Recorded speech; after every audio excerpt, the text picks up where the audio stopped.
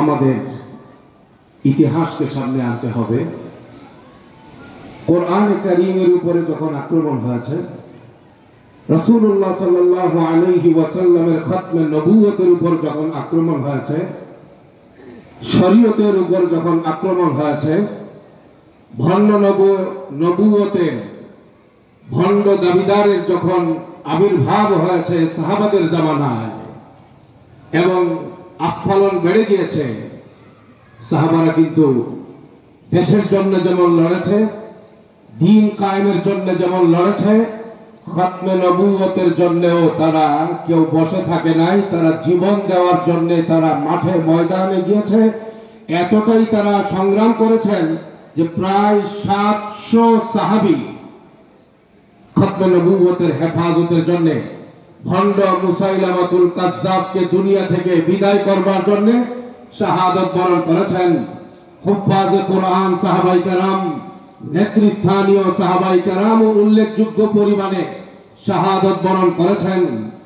আমরা যদি কেউ এই কথা মনে করি, আগামী 15ই নভেম্বরের যে সম্মেলন হবে সেখানে জামিয়া এমদাদিয়ার আসাদিজায়ে কেরাম এবং কিশোরগঞ্জে যতগুলো থানা আছে সেই থানাগুলোর নেতৃস্থানীয় ব্যক্তিবর্গ গেলেই চলবে, আমার তো যাওয়ার দরকার নাই।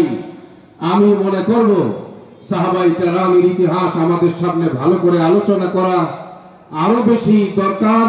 যদি মনে করেন আজকের এই জায়গা থেকেই আপনি সবক নিয়ে যেতে হবে, সাহাবায়ে কেরাম যাদের ব্যাপারে আল্লাহ রাদিয়াল্লাহু তাআলা আনহুর ঘোষণা দিয়েছেন, সেই সাহাবারা যদি খতমে নবুয়তের হেফাজতের জন্য বাতিল এবং ভণ্ড নবীকে কবর রচনা করবার জন্য শয়ে শয়ে সাহাবা যদি শাহাদাত বরণ করতে পারেন, বর্তমান এই 25 সালের এই নতুন এবং এই স্বাধীন বাংলাদেশে কাদিয়ানীদেরকে রাষ্ট্রীয়ভাবে সংখ্যালঘু এবং অমুসলিম এই দাবি যদি আদায় করতে হয়, 700 নয় 7,000 নবী প্রেমিক যদি রাস্তায় নেমে কাফনের কাপড় পরে রক্ত দিয়ে শহীদ হওয়ার প্রয়োজন হয়, আমি মনে করি সেটা সাহাবাদের ইতিহাসের সামনে এটা অনেক বেশি কিছু হবে না।